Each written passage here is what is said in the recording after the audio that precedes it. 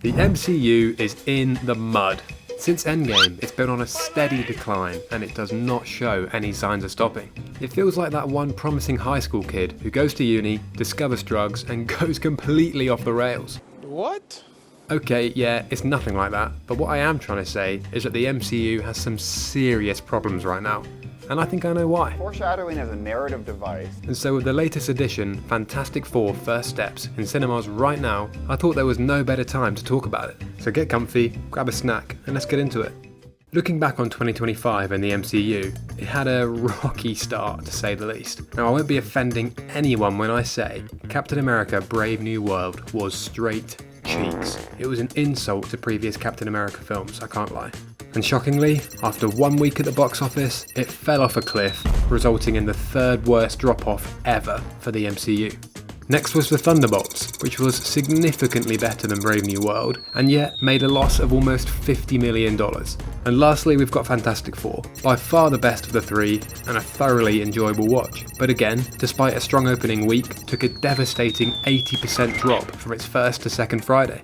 So what's clear is not the quality of the films that's dictating this. So what is it?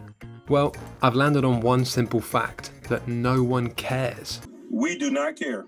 Now let me explain myself. What I should say is that no one, that is a normal person, cares. If you're someone like me, who loves superheroes, and grew up watching all the original films, and had to play the entirety of the PS2 Fantastic Four game in one sitting because their PS2 didn't have a fucking memory card, then you're going to look forward to and enjoy these films, because you already have a connection to these characters. But if you're just an average Joe, who just goes to the cinema occasionally, pretty weird, how are you expected to form any sort of relationship with these characters after a 5-minute montage?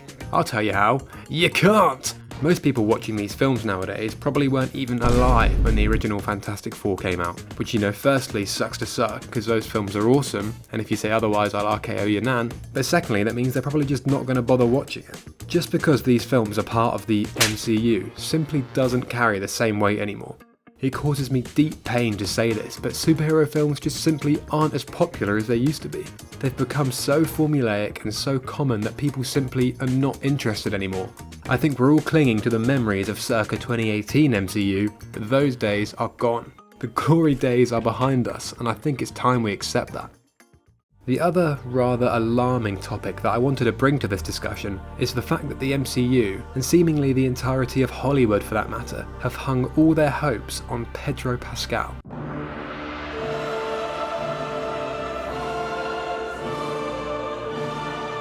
I should clarify that I'm not trying to say that Pedro Pascal solely is responsible for the failure of this film and the decline of the MCU, but I do think the world's fixation on him is pretty fucking weird. Now surely I can't be the only one that thinks there's something off about this guy.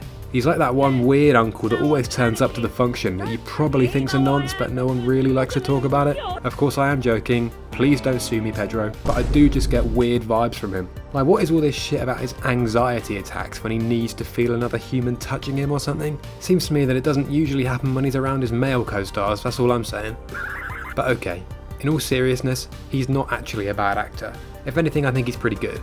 I really liked him in The Last of Us, but the way Hollywood are now seemingly trying to make him out to be the second coming of Christ or something just seems very disingenuous. Like, dude is in so many films, I don't actually understand how he has time to film them all. And so returning to the MCU, their tactic of hanging all their hopes on this guy's shoulders was, in my opinion, simply destined to fail. It honestly feels like a pretty desperate move, and from the looks of it, it has not paid off.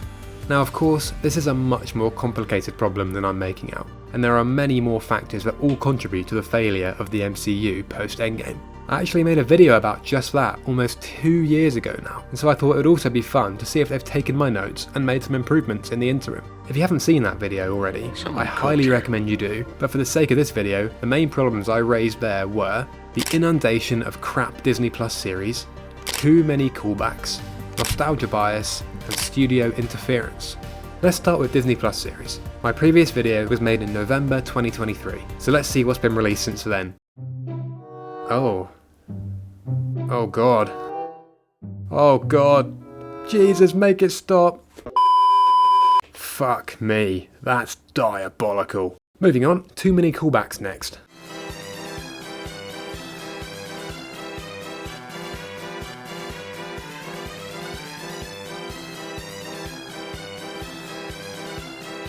We are so cooked.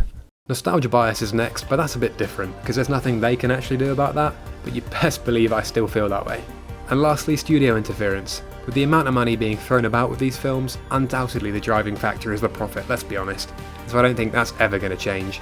And so all of this begs the question, what now? How do Marvel recover? To be honest, I haven't got a clue. And on that bombshell, it's time to end the video. Thank you for watching. I hope you enjoyed it, and I also hope that I haven't completely ruined your hopes for the future of films. Because actually, it's really not all that bad. James Gunn's new Superman film is just what we need right now, and it actually inspired me to watch every live action Superman film. You can click here to watch that now.